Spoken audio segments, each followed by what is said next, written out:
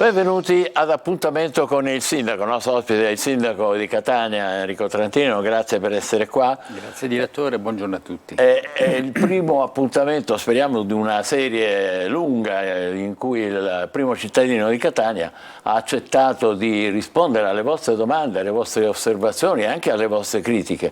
È arrivato in motorino, Sindaco? Ovviamente. Ovviamente gira il motorino il sindaco, va bene.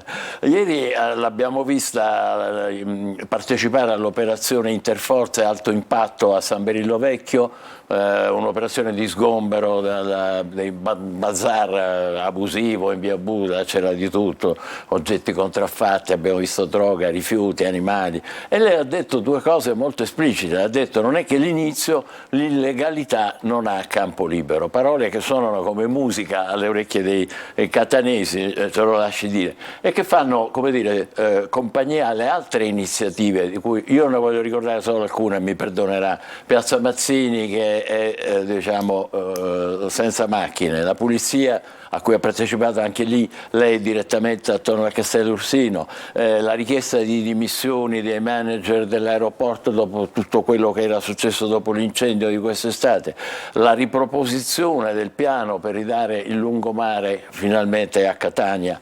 Ecco, tutte proposte e piani lodevoli, Sindaco, ma hanno un filo comune? Cioè, come intende procedere? Ha un progetto preciso? Ma sarebbe folle se io pensassi come amministrazione, quindi se noi pensassimo di agire a spot. È chiaro che c'è una visione complessiva che in qualche modo orienta le nostre decisioni. Se poi mi si chiede espressamente qual è la visione, innanzitutto è creare una condizione di maggiore vivibilità della città. Lei per esempio ha ricordato Piazza Mazzini e via Garibaldi, che abbiamo avuto il coraggio di chiudere.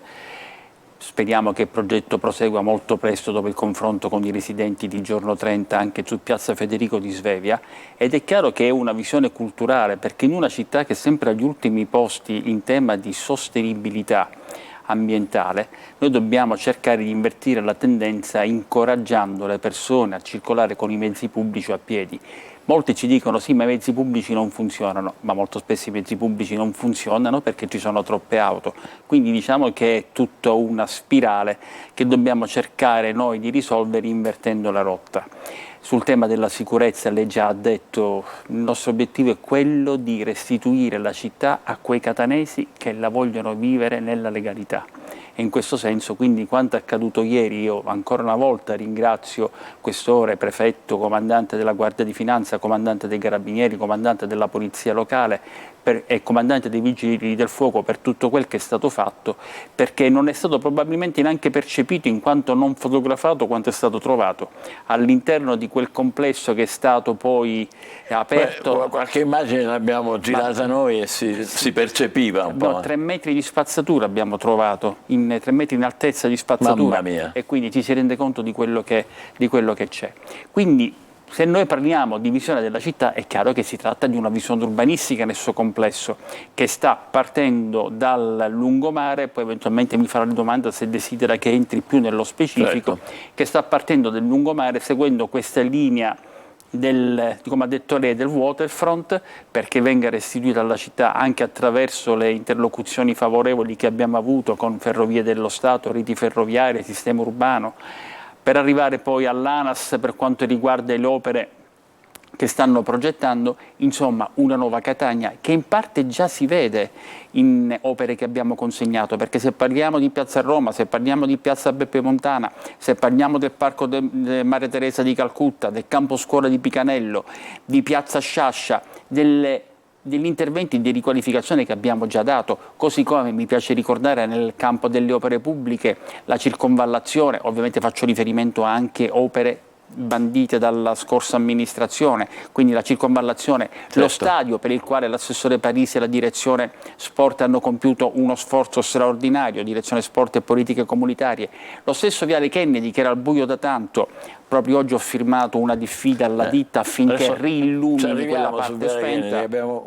E allora non vado oltre su questo. E quindi c'è chiaramente una visione complessiva non dimentichiamoci che Catania veniva da 10 mesi di commissariamento in cui era mancata la politica. Ce lo ricordiamo bene. Allora, noi cominciamo, Sindaco, adesso con le domande, le richieste, le proposte dei nostri ascoltatori. Ricordo che la nostra mail è sicilia24focus@telecolor.it e se no altrimenti potete utilizzare il nostro WhatsApp che ogni tanto compare, 342 74 55 005. Una prima richiesta, Sindaco, riguarda più illuminazione, niente strade al buio. Ce ne sono due di mail. Uno è di Sebastiano Pavone, dice: buongiorno Sindaco, considerato che giornalmente trasmettete servizi relativi alla condizione della nostra Catania, volevo suggerire di effettuare un importante approfondimento del perché Catania in molte zone la sera è al buio totale, con gravi conseguenze a tutti i livelli. In particolare mi riferisco a snodi e arterie importantissime quali,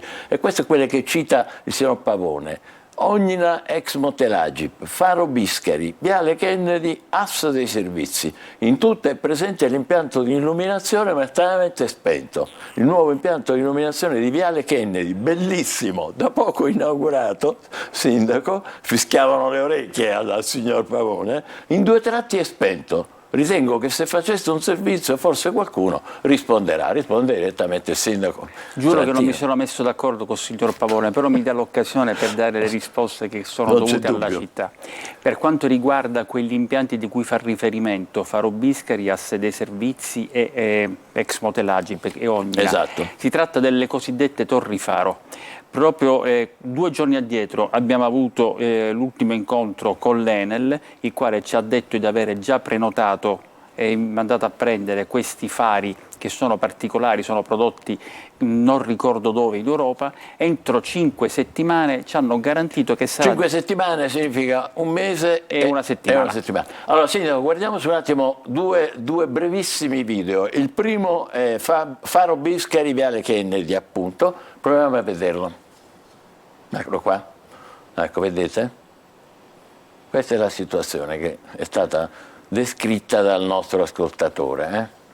Qui siamo a Viale Kennedy, effettivamente è buio completo, c'è poco da fare. Assolutamente qua. Sì.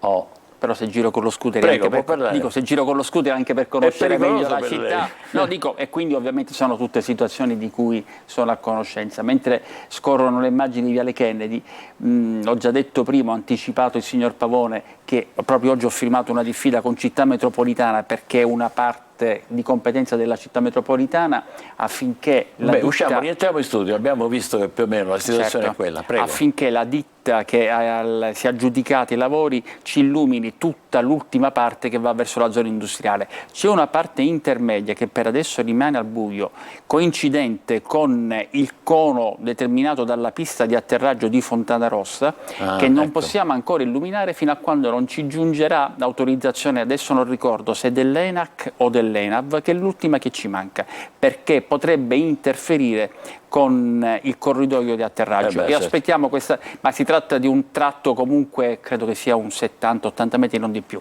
Tutta la parte finale invece è tutta al buio e abbiamo... 5 settimane? No, molto prima.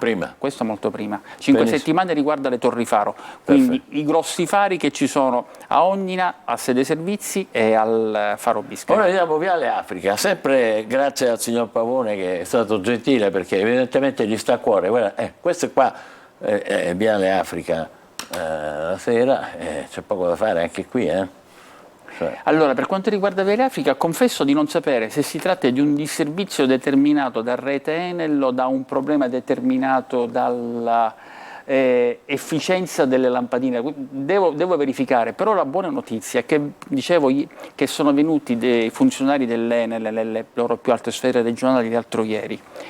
Io avevo chiesto questo incontro perché cercavo di capire quali meccanismi di compensazione individuassero per risarcirci, se così vogliamo parlare, di quel luglio terribile che abbiamo attraversato.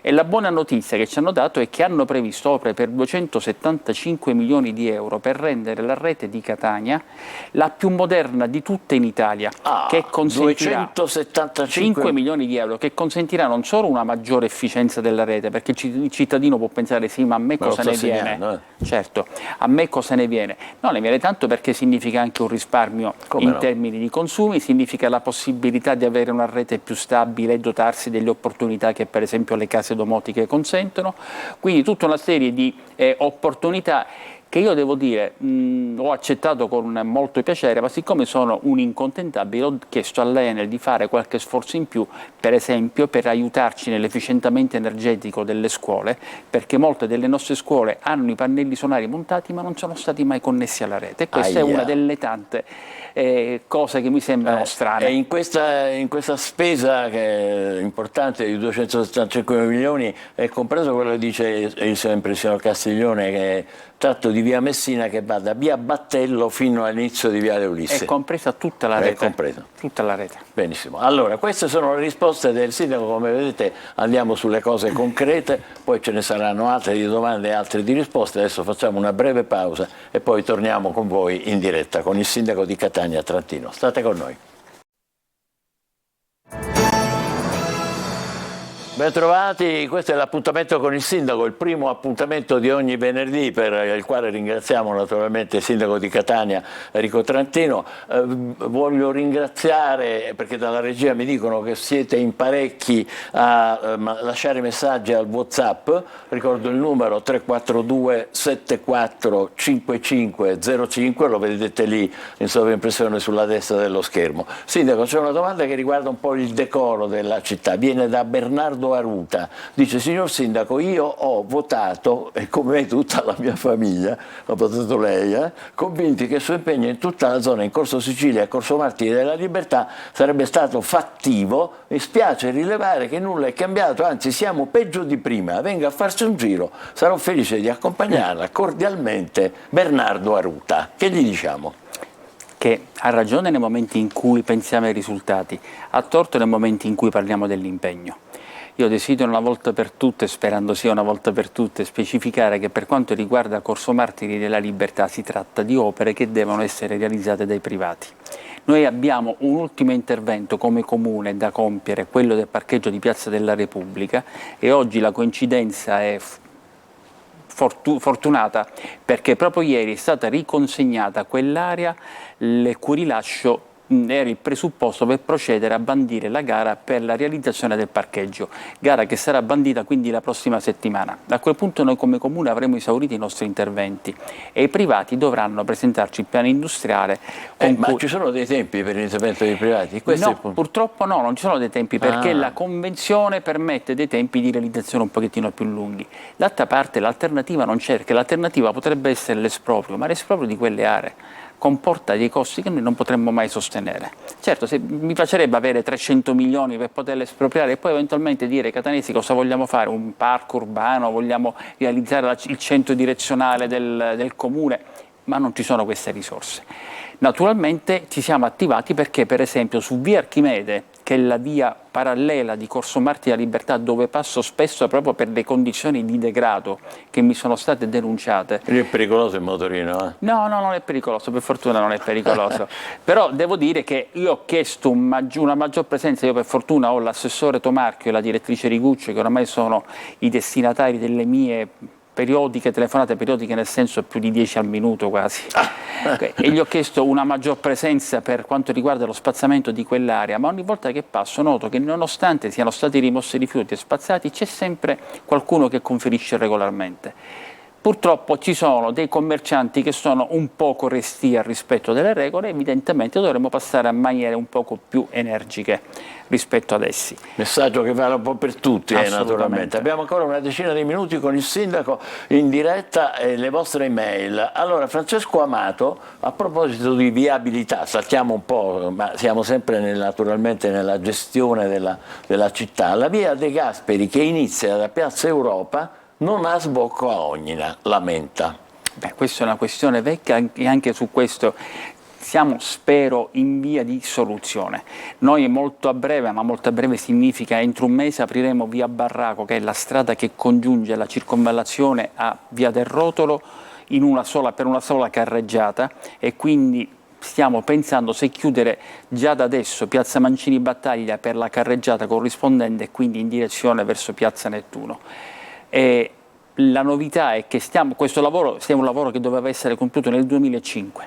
Ci siamo messi là a fare i direttori di cantiere un poco tutti e stiamo finalmente ultimando questa carreggiata. Manderemo in gara l'altra carreggiata, ma l'elemento di novità stavo appunto anticipando rispetto alla domanda che il nostro lettore, anzi telespettatore, ha rivolto, il signor Amato, è che è stato finalmente consegnato il progetto esecutivo per la realizzazione del tratto Rotolo Europa, il tratto a cui lui si riferisce, che implicherà alcuni espropri, ma che per fortuna sono molto inferiori rispetto a quel che temevamo, e quindi adesso cercheremo di trovare, se possibile, un'intesa con i proprietari delle aree, perché se questo succedesse significa che possiamo accelerare anche sull'appalto per la fase esecutiva di quell'opera, il che in pratica, direttore, significa una sola cosa: il lungomare sarà interamente pedonale. Queste sono belle notizie, belle parole, importanti che si realizzino al più presto. Segnalazioni ancora dal signor Carmelo Mario Mozzicato, che dice: da molti anni in piazza Galatea, lato bar Galatea e Tabaccaria,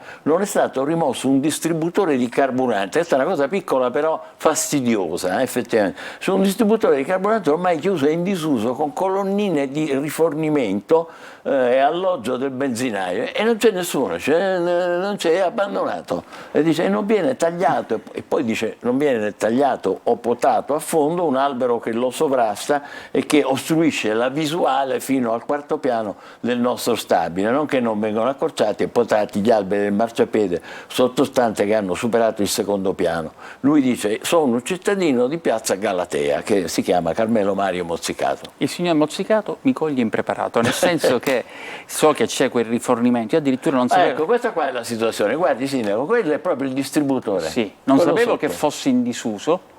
È abbandonato proprio. Devo capire a questo punto se è un intervento che deve compiere il comune, deve compiere un'altra amministrazione, dobbiamo far compiere al proprietario dell'area di questo rifornimento. Questo francamente non lo so, mi informerò. Beh, questo è molto importante, che la segnalazione, come dire, abbia raggiunto il sindaco in diretta, e quindi automaticamente il nostro sindaco si attiverà per cercare di rispondere al signor Mozzicato, ma naturalmente a tutti i cittadini catanesi che vivono da quelle parti o passano da quelle parti, in piazza Galatea. Buche, signor sindaco, buche via Domenico Tempio, vicino al porto, ce ne sarebbero una serie da snocciolare.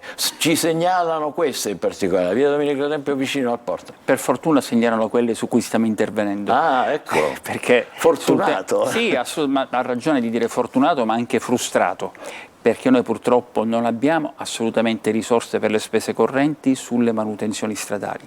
Proprio quelle di via Domenico Tempio sono oggetto di un intervento che è iniziato prima dell'estate, che abbiamo poi interrotto, ma che già sta proseguendo innanzitutto col rifacimento del marciapiede nella carreggiata che va verso il Faro Biscari. Appena completerà, dall'altra parte verrà realizzata la pista ciclabile che sarà adiacente al porto, verrà eliminato quel guardrail, non mi viene in mente in questo momento come si chiama, che c'è in mezzo alla strada, quindi quel separatore di corsia che c'è in mezzo alla strada, e quindi poi alla fine verrà completato il tutto con il rifacimento del mando stradale. Beh, quindi è una risposta importante che... Sì, queste sono già opere appaltate. Perfetto, benissimo. Non le sto a aprire il capitolo immondizia, perché su quello noi picchiamo da mesi un po' in tutta Catania, e naturalmente lo faremo ancora prossimamente. C'è però il signor Pavone, Sebastiano Pavone,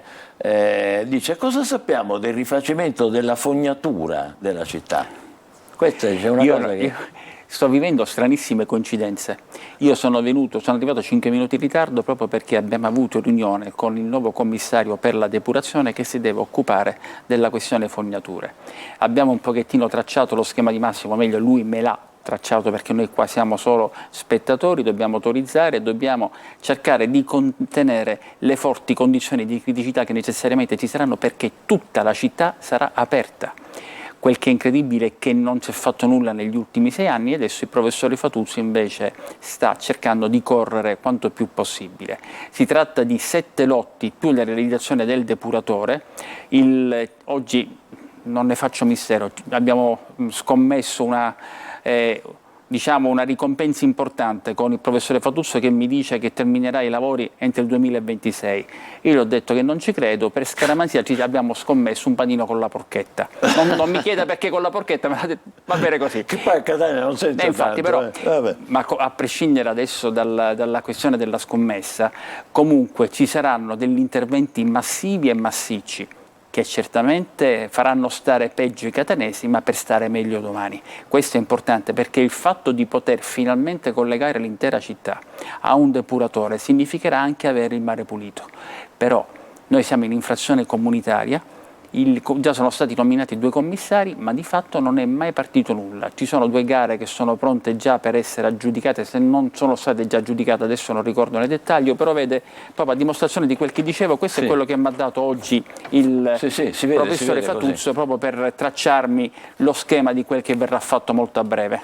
E ci sono i soldi per quello? Sì, per quelli ci sono, perché sono soldi del governo, in quanto noi siamo in infrazione comunitaria e stiamo parlando di soldi circa 1.700 milioni. Caspiterina. Beh, speriamo che le cose veramente, questa sarebbe una soluzione importantissima. Abbiamo snocciolato una serie di argomenti anche un po', come dire, distinti l'uno dall'altro. Per concludere, Sindaco, negli ultimi 3 minuti, se la sente di come dire, prendere un impegno che riguarda la settimana prossima, cioè io di qui alla settimana prossima vi posso, ne ha elencati parecchi, devo dire, e le diamo atto di tutto questo, perché abbiamo ascoltato con molto interesse, ma da qui a una settimana ci ritroviamo 14:30, se lei vorrà ancora, sempre qui venerdì, con che cosa? Direttore, sono una persona seria e quindi non mi piace vendere illusioni. Entro una settimana ci sarà di nuovo solo un'infinita serie di impegni che avremo, spero, formalizzato e che saranno pronti a partire. Peraltro proprio questa settimana sarà una settimana corta, perché per 3 giorni saremo impegnati nei lavori dell'ANCI a Genova, che sono determinanti per definire tutte le questioni appese sul PNRR e sui fondi di sviluppo e coesione e su altri interventi importanti. Quindi lei dovrò andare a Genova. Quindi sarà via alcuni giorni. Sarò via Farà in tempo per tornare martedì pomeriggio, mercoledì e giovedì. Venerdì sarò qua. Venerdì sei qua. Sì. Perfetto. Quindi io anzi vi ringrazio per questa opportunità che mi date, e quindi posso garantire che fin quando me lo consentirete poi io sarò qua presente. Al contrario, siamo noi che ringraziamo lei, perché come dire, ha avuto già questa settimana disponibilità e voglia di rispondere ai nostri ascoltatori, che invitiamo ancora a farsi vivi con la mail, che è questa qua, sicilia24focus@telecorol.it,